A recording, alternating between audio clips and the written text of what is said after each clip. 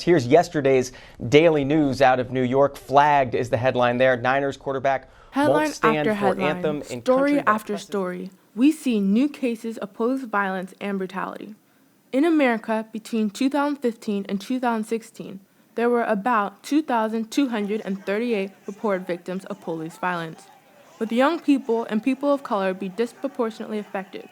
As the years continue, police misconduct, especially in the case of police brutality and the use of excessive force, has continued to rise and become a major problem in America. But what is police brutality? We're basically saying that the police officer used force that was more than necessary to accomplish a particular goal or outcome. Police brutality, in simple words, is the use of excessive force and violence by U.S. police officers against civilians. Excessive force can never be used, right? Because it's excessive. The law says we can use force that's reasonable, right, to effect arrest. The law gives us that duty, right? And so when it comes to that, as long as you use reasonable force and you're within your law enforcement agency's policy and the law as well as case law, then you're good. As stated in California's legislative law, Title III, regarding criminal procedures, any peace officer who has reasonable cause to believe that the person to be arrested has committed a public offense may use objectively reasonable force to effect the arrest, to prevent escape, or to overcome resistance. But in most cases of police brutality, the force being used seems to be excessive compared to what we would believe is reasonable. Along with the topic of police brutality comes a topic of race and bias. We recognize that we all have biases, right? Whether we consciously have them or subconsciously have them, that they're there, right? And part of that is recognizing that and treating everybody fairly. Eric Gardner, an African-American man who died as a result of a New York PD officer's chokehold, is one of the victims of police brutality. 5 years ago, my beloved son Eric was murdered by people who were supposed to serve and protect. On July 17th, the NYPD police officers approached my son. One of them put him in an illegal chokehold. Eric cried out 11 times, "I can't breathe." 11 times he said, "I can't breathe." But those officers who were on the scene that day, they didn't seem to care. Eric died that day.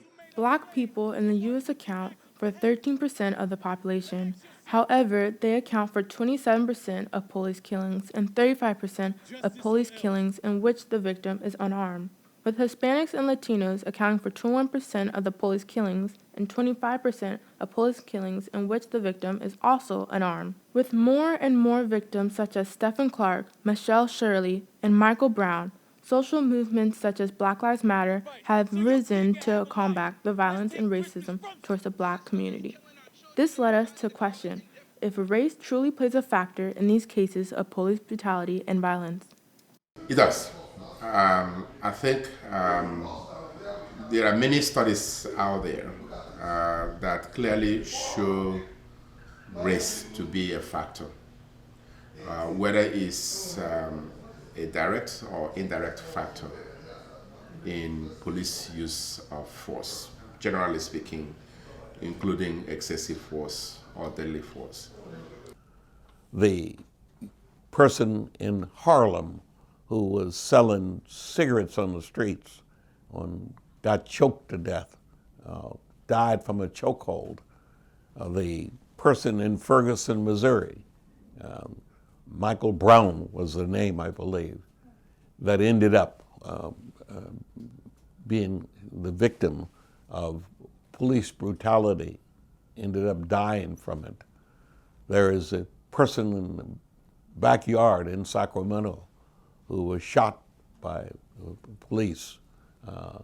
That was a process that had to do with race. In each of those cases, it's always been race. Our vision in 2020 is to have our presidential candidates address the issue of police misconduct and brutality during their campaigns. The minute the president makes that kind of an announcement, all through his or her administration, there will be an understanding that we must at all times be sensitive to the potential, and we must do our best to train people to engage in conduct. In order to fight the issue of police brutality, not only do we need background checks and specific police training, but both civilians and our police forces need to work and create a relationship within their communities. And continuing those relationships with our community members, because in the end, that's where it's at. If we can communicate and trust each other, then that other stuff comes into play and we have peaceful outcomes. And so that's where I think training needs to continue to happen as it has been, but also that other piece of building the relationship and continuing to build the relationship with our community.